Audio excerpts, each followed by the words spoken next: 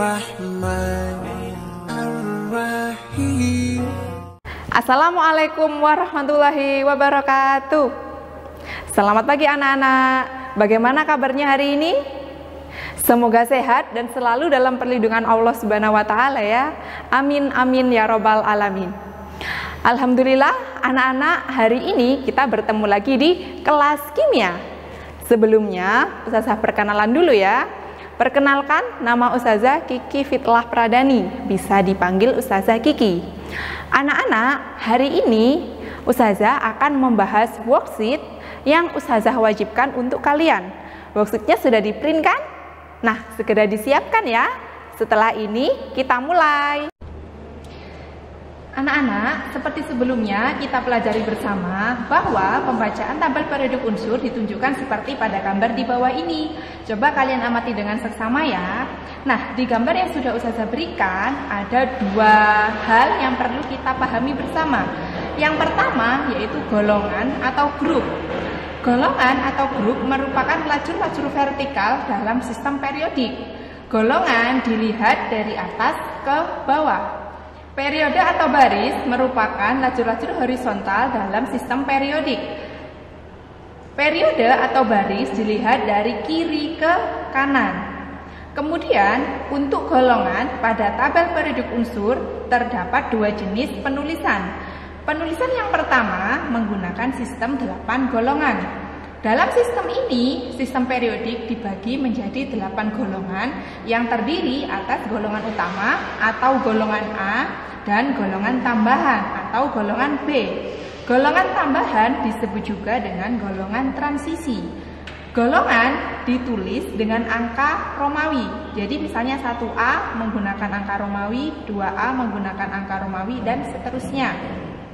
Golongan transisi terletak di antara 2A dan 3A. Yang kedua yaitu sistem 18 golongan.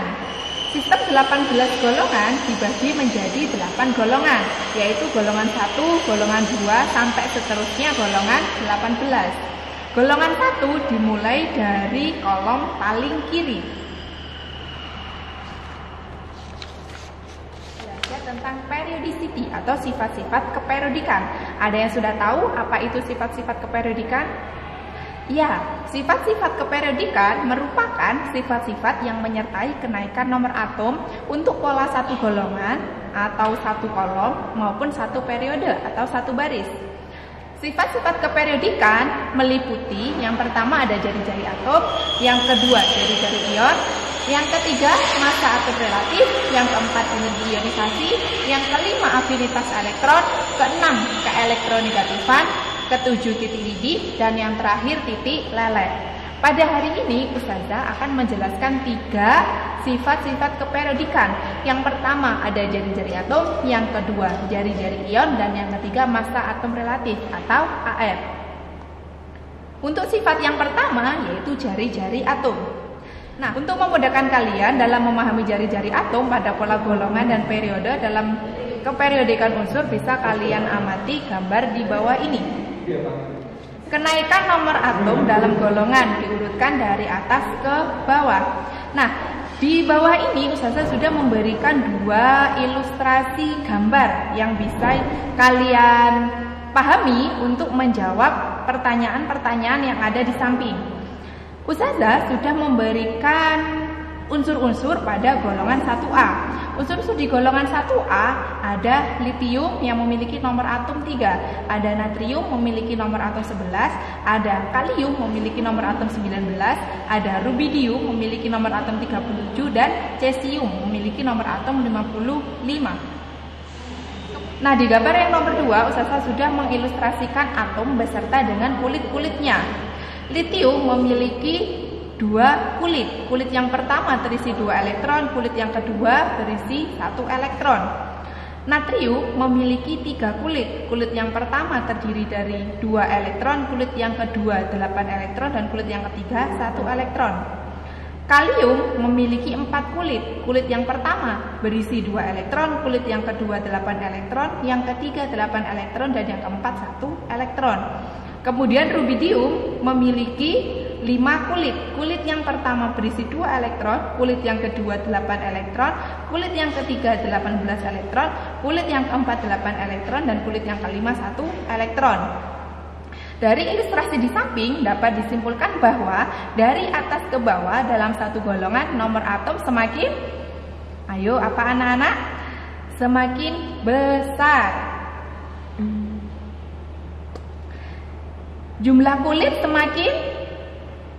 semakin banyak. Nah, maka jari-jari atom semakin, ya benar, semakin besar. Nah, sehingga unsur-unsur dalam satu golongan memiliki nomor atom yang semakin besar. Jumlah kulitnya semakin banyak. Nah, sehingga jari-jari atomnya semakin besar.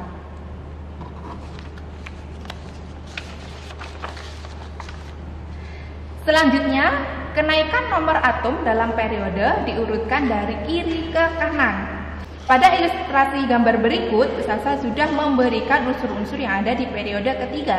Unsur-unsur dalam periode 3 memiliki jumlah kulit yang sama, yaitu sejumlah 3. Tetapi memiliki elektron valensi yang berbeda. Na memiliki nomor atom 11, Mg 12, Al 13, Si 14, P15, S16, Cl17, dan Ar 18. Jari-jari atom dalam periode berkaitan dengan gaya tarik inti. Apa itu gaya tarik inti? Gaya tarik inti merupakan gaya tarik muatan inti terhadap elektron terluar dalam kulit yang sama. Nah, dari ilustrasi di atas dapat disimpulkan bahwa dari kiri ke kanan dalam satu periode nomor atom semakin besar. Jumlah elektron semakin, nah karena nomor atom semakin besar, berarti jumlah elektronnya juga semakin besar. Kenapa?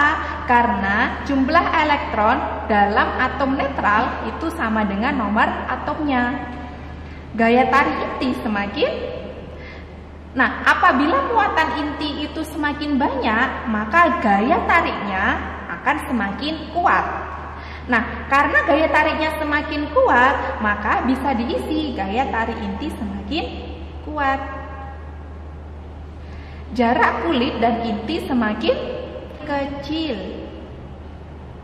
Jari-jari atomnya semakin kecil. Dapat dijelaskan dalam satu periode dari kiri ke kanan nomor atomnya bertambah, yang berarti semakin bertambahnya muatan inti. Sedangkan kulit elektronnya tetap. Akibatnya tarikan inti terhadap elektron terluar semakin besar.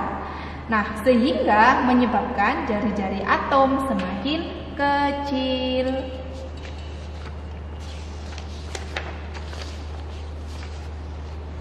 Dari aspek kenaikan nomor atom untuk urutan dari atas ke bawah dalam satu golongan maupun dari kiri ke kanan dalam periode dapat disimpulkan bahwa dari kiri ke kanan dalam satu periode jari-jari atom semakin kecil. Dari atas ke bawah dalam satu golongan jari-jari atom semakin besar.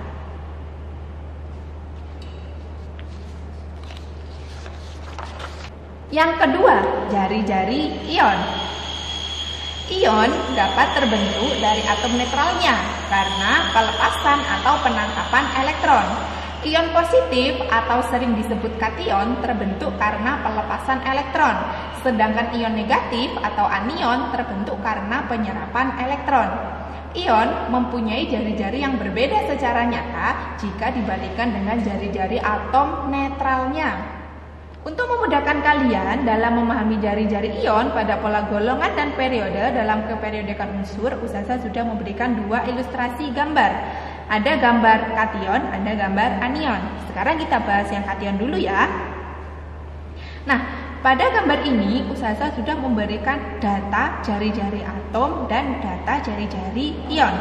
Atom Na memiliki jari-jari sebesar 154 pikometer.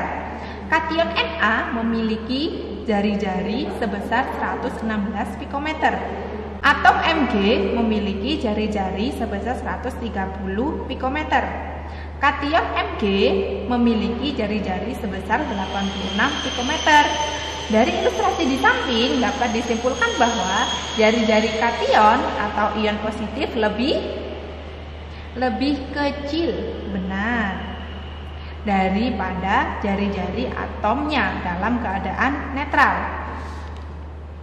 Kenapa hal tersebut dapat terjadi? Karena semua elektron yang ada di kulit terluar dilepaskan. Saya beri contoh, misalnya untuk atom Na. Atom Na memiliki nomor atom 11, bisa kita gambarkan. Misalnya ini inti ya. Kulit pertama, kulit kedua, kulit ketiga. Pada atom Na, kulit pertama berisi 2 elektron. Kulit yang kedua berisi 8 elektron. Kulit yang ketiga berisi 1 elektron. Nah, ketika atom Na melepaskan 1 elektron, maka elektron yang dilepas itu adalah elektron di kulit terluar. Ini dilepaskan. Sehingga kation Na hanya memiliki 2 kulit. Kulit yang pertama ditempati oleh 2 elektron, kulit yang kedua ditempati oleh 8 elektron. Nah, dari penggambaran yang sudah Ustazah jelaskan, terlihat bukan bahwa kation memiliki jari-jari yang lebih kecil daripada atom netralnya. Kemudian, gambar yang kedua, Ustazah sudah memberikan data tentang atom sulfur. Jari-jari atom sulfur sebesar 102 pikometer. Jari-jari anion sulfur sebesar 170 pikometer. Jari-jari atom Cl sebesar 99 pikometer. Jari-jari anion Cl sebesar 167 pikometer. Dari ilustrasi di samping dapat disimpulkan bahwa jari-jari anion atau ion negatif lebih besar daripada jari-jari atomnya dalam keadaan netral. Mengapa hal tersebut dapat terjadi? Karena elektron-elektron tambahan menempati kulit yang sama. Ustazah beri contoh Cl. Atom Cl memiliki nomor atom 17. Bisa kita gambarkan? Atom Cl memiliki 3 kulit. Kulit yang pertama berisi 2 elektron. Kulit yang kedua 8 elektron dan kulit yang ketiga berisi 7 elektron. Ketika atom Cl menangkap 1 elektron, elektron tersebut menempati kulit terluar, yaitu kulit ketiga. Nah, sehingga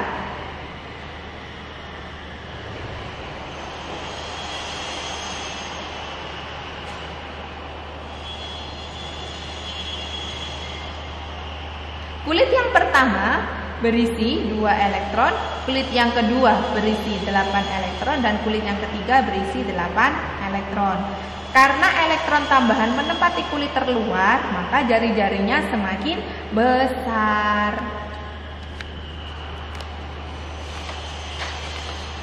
Selanjutnya, yang ketiga, massa atom relatif atau AR.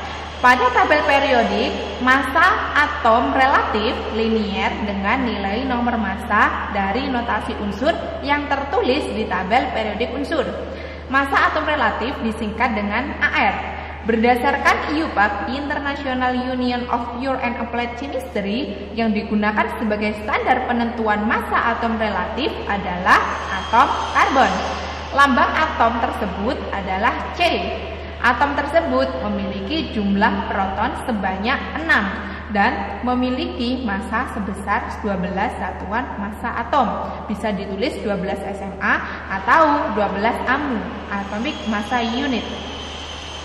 Karena massa atom relatif linear dengan nilai nomor massa, maka berdasarkan gambar yang sudah Ustazah berikan, bisa kita tarik kesimpulan dari kiri ke kanan dalam satu periode massa atom relatif semakin besar. Benar. Dari atas ke bawah dalam satu golongan, Massa atom relatif semakin besar.